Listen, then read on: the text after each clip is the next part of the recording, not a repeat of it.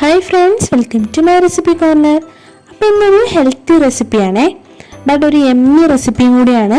എൻ്റെ ഫേവറേറ്റ് ആണ്, എല്ലാവർക്കും പെട്ടെന്ന് ചെയ്തെടുക്കാൻ പറ്റുന്ന റെസിപ്പി കൂടിയാണ്. സ്പ്രൗട്ട്സ് മസാല. അപ്പോൾ ചെറുപയർ കൊണ്ടുള്ള സ്പ്രൗട്ട്സ് വെച്ചിട്ടാണ് ഞാൻ ഈ മസാല ചെയ്യുന്നത് കേട്ടോ. ഇത് വെറുതെ ഒരു സാലഡായിട്ട് കഴിക്കാനും ചോറിൻ്റെയോ കഞ്ഞിക്കോ ഒക്കെ കഴിക്കാനും സൂപ്പർ കോമ്പിനേഷനാണ്. അപ്പോൾ ഇതുവരെ ചാനൽ സബ്സ്ക്രൈബ് ചെയ്തിട്ടില്ലാത്തവർ ഉറപ്പായിട്ടൊന്നും സബ്സ്ക്രൈബ് ചെയ്യാൻ മറക്കില്ലേ.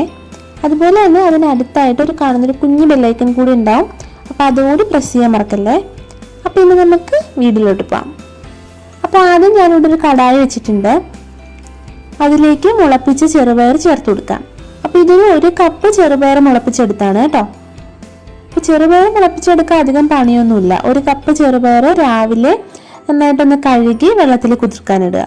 അപ്പോൾ ഏതാണ്ട് ഒരു 10 മണിക്കൂറെങ്കിലും നന്നായിട്ടൊന്ന് കുതിരണം. അതായത് നമ്മളിപ്പോൾ രാവിലെ ഒരു 7 മണിക്ക് കുതിർക്കുകയാണെങ്കിൽ ഒരു വൈകുന്നേരം 5 മണിയൊക്കെ ആകുമ്പോൾ നമുക്ക് വെള്ളം മുഴുവൻ മാറ്റി ഒരു പാത്രത്തിലേക്ക് വെക്കാം.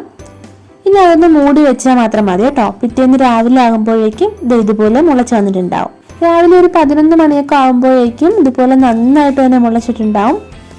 ഇത് സാലഡിനൊക്കെ കുക്ക് ചെയ്യാതെ തന്നെ നമുക്ക് യൂസ് ചെയ്യാം. അപ്പോൾ ഞാൻ സാധാരണയായിട്ട് ചെറുതായിട്ടൊന്ന് കുക്ക് ചെയ്യാറുണ്ട്.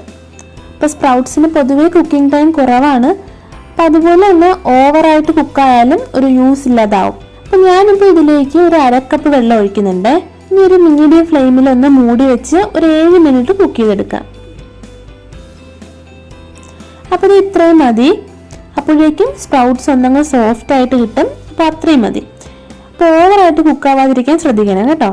അപ്പോൾ ഓവറായിട്ടൊന്ന് കുക്കായി പോയാൽ ഈ മുളപ്പ് വന്നതില്ലേ, ഇതൊന്നങ്ങ് ഇളകി മാറും. അപ്പോൾ അത് ശ്രദ്ധിക്കുക. അപ്പോൾ ഇത് ഇപ്പോൾ നന്നായിട്ട് സോഫ്റ്റ് ആയിട്ട് വന്നിട്ടുണ്ട്. ഇനി ഇതിൽ നമുക്ക് മസാല മിക്സ് ആക്കി എടുക്കാം.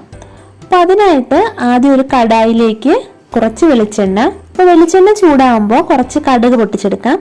അപ്പോൾ കടുക് പൊട്ടിക്കഴിഞ്ഞാൽ വറ്റൽമുളക്, കറിവേപ്പില. ഇനി ഇതിലിപ്പോൾ ഞാൻ ഇതിലേക്ക് ഒരു 20 ചുവന്ന ഉള്ളി ചതച്ചത് ചേർക്കുന്നുണ്ട്. അപ്പോൾ ചുവന്ന ഉള്ളി ചേർത്താൽ കുറച്ചുകൂടി ടേസ്റ്റി ആയിരിക്കും. അതുപോലെ തന്നെ നല്ല നാടൻ ഒരു ടേസ്റ്റും ഉണ്ടാവും. പിന്നെ നിങ്ങൾക്ക് വേണമെങ്കിൽ ഒരു സവാള ചെറുതായിട്ട് അരിഞ്ഞതും ചേർത്ത് കൊടുക്കാം. ഇനി ഇതിലേക്ക് 1 ടേബിൾ സ്പൂൺ ഇഞ്ചി വെളുത്തുള്ളി ചതച്ചത് ചേർക്കാം. അപ്പോൾ ഇഞ്ചി കുറച്ച് കൂടുതൽ ചേർക്കുന്നത് ടേസ്റ്റ് കിട്ടും കേട്ടോ. ഇതൊന്ന് വഴറ്റിയെടുക്കാം.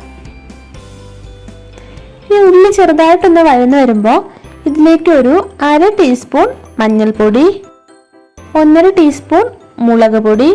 അപ്പോൾ മുളക് പൊടി നിങ്ങളുടെ എരിവിനനുസരിച്ച് ചേർത്ത് കൊടുക്കാം കേട്ടോ.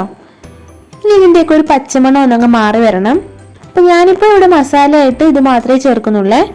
ഇനിയിപ്പോൾ ഗരം മസാല ചേർക്കുന്നവരുണ്ടാവും, ബട്ട് സിമ്പിളായിട്ടുള്ളൊരു മസാല കൂട്ടാണ് എപ്പോഴും കുറച്ചുകൂടി ടേസ്റ്റ് ഉണ്ടാവുക. അപ്പോൾ ഇതിപ്പോൾ മസാലയുടെയൊക്കെ പച്ചമണം ഒന്ന് മാറി വന്നിട്ടുണ്ട്.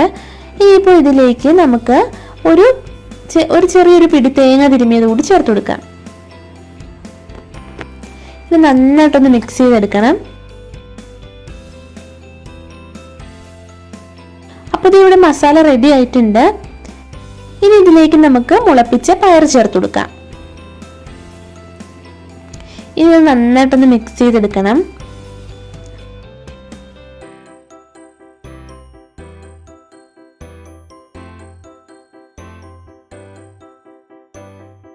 അപ്പോൾ ഇനി ഇതിൽ ആവശ്യത്തിന് കുറച്ച് ഉപ്പ് കൂടി ചേർത്ത് കൊടുക്കാം കേട്ടോ.